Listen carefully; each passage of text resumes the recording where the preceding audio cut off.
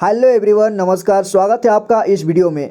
दोस्तों, इस वीडियो में हम लोग पढ़ने वाले हैं हिंदी के कठिन शब्दों के अर्थ, जिसका अर्थ हमें नहीं मालूम होता है, यानी कि जिसका मतलब हमको नहीं मालूम होता है, उनका अर्थ आज हम जानने वाले हैं। तो आइए वीडियो को शुरू करते हैं। अगर चैनल पर पहली बार विजिट किए हैं तो चैनल को सब्सक्राइब कर लें। तो यहाँ पर देखिए, यहाँ पर लिखा है क्लिष्ट। यहाँ पर है क्लिष्ट, इसका मतलब होता है जटिल या फिर कठिन। और अगला है अट्टालिका। तो यहाँ पर कुछ कुछ शब्द ऐसे हो सकते हैं जिनका उपयोग ज़्यादातर नहीं किया जाता है, ठीक है, और जिनका उपयोग ज़्यादा किया जाता है वो आपके लिए काफ़ी महत्वपूर्ण है।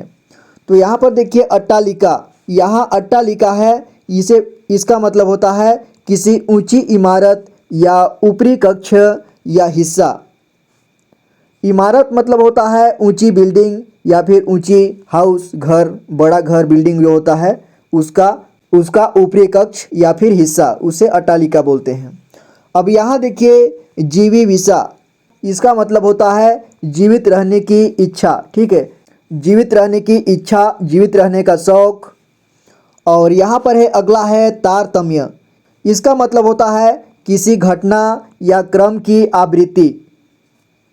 अक्षुण, यह है अक्षुण, इसका मतलब होता है जिसके टुकड़े करना संभव न हो, ठीक है, जिसके टुकड़े करना संभव न हो, यानी कि जिसका टुकड़ा नहीं किया जा सकता है उसे बोलते हैं अक्षुण। अब यहाँ देखिए कृतघ्न, यह है कृतघ्न, इसका मतलब होता है उपकार न मानने वाला, जो उपकार नहीं मानता है, यानी कि उपकार मतलब होता है भलाई, ठीक है, किसी का जब आप भलाई करते हैं तो उसको उपकार कहेंगे। आपने किसी का उपकार किया है, ठीक है, तो कृतघ्न मतलब होता है उपकार न मानने वाला, यानी कि किसी की भलाई न चाहने वाला।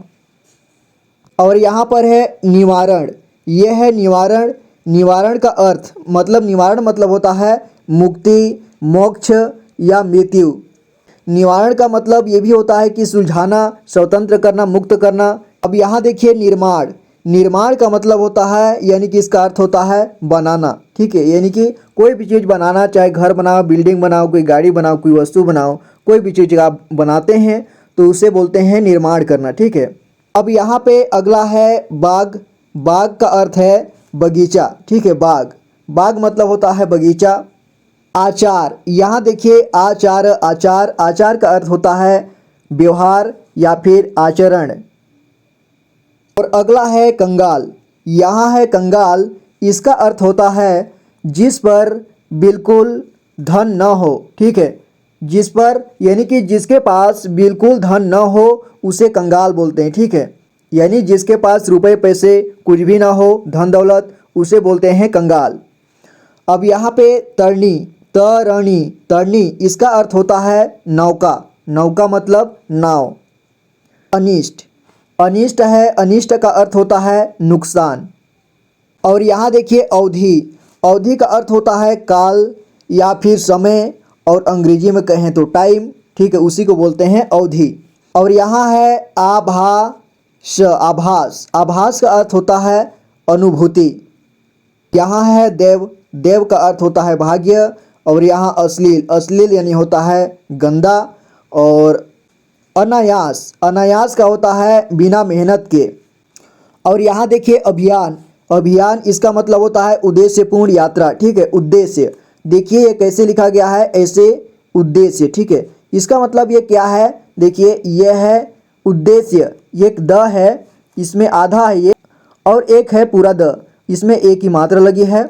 तो इसमें हम इसे हलंत लगा दें, ऐसे लिखें ओ, यहाँ पे ओ है, मान के चलिए उद्देश्य, ठीक है, इस तरह से उद्देश्य लिखें तो भी ये भी सही है, ठीक है। यहाँ है अस्थि का मतलब होता है हड्डी। और यहाँ अनुचित, ये अनुचित है, अनुचित का मतलब होता है बुरा या फिर गलत। यहाँ देखिए रिक्त है, री इसके बाद आधा क और त होता है, ठीक है, इस तरह से लिखना आसान है, जैसे कि री लिखे यहाँ पे, इसके बाद ऐसे रिक्त। तो ये रिक्त लिखा हुआ है, रिक्त इसका मतलब होता है खाली। और यहाँ पर है विख्यात है, इसका मतलब होता है मशहूर, और अंग्रेजी में कहें तो फेमस, ठीक है, कोई व्यक्ति फेमस है या फिर उसे हिंदी में विख्यात कहते हैं, मशहूर कहते हैं। अब यहाँ पर है शिखर। शिखर मतलब होता है पहाड़ की चोटी। और देखिए संशोधन। संशोधन मतलब होता है सुधार, ठीक है, सुधार करना। और यहाँ सुरभित। सुरभित यानी होता है सुगंधित। और सिद्ध। सिद्ध यानी होता है प्रमाणित। वसुधा। वसुधा यानी होता है धरती यानी जमीन। और यहाँ पे वसन। वसन। वसन कपड़ा को बोलते हैं। और वरुण। वरुण। वरुण का मतलब होता है जल के देवता। प्रभाकर। प्रभाकर सूर्य को बोलते हैं। और सूर्य को रवि भी बोलते हैं, दिनकर भी बोलते हैं, दिवाकर भी बोलते हैं, ठीक है। यहाँ पर देखिए संगणक। संगणक का मतलब, ठीक, कंप्यूटर को संगणक बोलते हैं। यहाँ देखिए नश्वारता। नश्वारता का मतलब होता है नाशवान, नाश करने वाला, विनाश करने वाला, ठीक है। तो ये लिखा कैसे देखिए, न इसके बाद ये इस तरह से इसे लिखिए तो ज़्यादा आसान रहेगा, ठीक है। नश्वारता। नाशवारता, ठीक है, नाशवारता या फिर नश्वरता भी होता है। तो यहाँ पे नाशवारता लिखा गया है। न इसके बाद ससर्गम वाला आधा श, इसके बाद वा रता, नाशवारता। यहाँ पे देखिए यत किंचित। यत किंचित, यह है यत किंचित, ठीक है। इसका मतलब होता है थोड़ा बहुत। अगला है प्रगल्भ। इसका मतलब होता है चतुर, होशियार। और यहाँ यह है क्षीण वपु। क्षीण वपु मतलब होता है कमज़ोर। और यहाँ आरुझाई। आरुझाई का मतलब होता है उलझाना, ठीक है, उलझाना। यहाँ है निर्निमेष। निर्निमेष इसका मतलब होता है अपलक देखना। अपलक देखना मतलब बिना पलक झपाए देखना, ठीक है। और यहाँ पर चरायंध। चरायंध यहाँ पर लिखा हुआ है, इसका मतलब होता है दुर्गंध। यहाँ सांसोच्छेदन। सांसोच्छेदन, ठीक है, सांसोच्छेदन इसका मतलब होता है सांसों को समाप्त करना, ठीक है, सांसों को समाप्त करना। और यहाँ पर है श्लाघ्य। आधा श है यहाँ पे, ससर्गम वाला आधा श, इसके बाद ला और आधा घ, इसके बाद य, ठीक है, श्लाघ्य, इसे पढ़ेंगे श्लाघ्य। इसका मतलब होता है प्रशंसनीय, ठीक है, प्रशंसनीय यानी प्रशंसा करना, किसी का तारीफ करना। और यहाँ पे सुमुत्सुक, ये है सुमुत्सुक, इसका मतलब होता है उत्साहित। और यहाँ वात्या चक्र। वात्या चक्र मतलब होता है भंवर। भंवर मतलब गोल गोल किसी चीज़ का घूमना, ठीक है, चाहे पानी में भी भंवर हो सकता है या फिर एक बवंडर होता है यानी बोंडरा, उसका भी भंवर हो सकता है, ठीक है, यानी कि ऐसे गोल गोल चक्र लगाना। तो ये रहा फ्रेंड्स आज का वीडियो। मैं ऐसे ही और भी वीडियो लेकर के आऊँगा आप लोगों के लिए। तो मिलते हैं अगली वीडियो में। अगर चैनल को पहली बार विजिट किए हैं तो चैनल को सब्सक्राइब कर लें। Thank you so much for watching this video guys. Take care and good bye.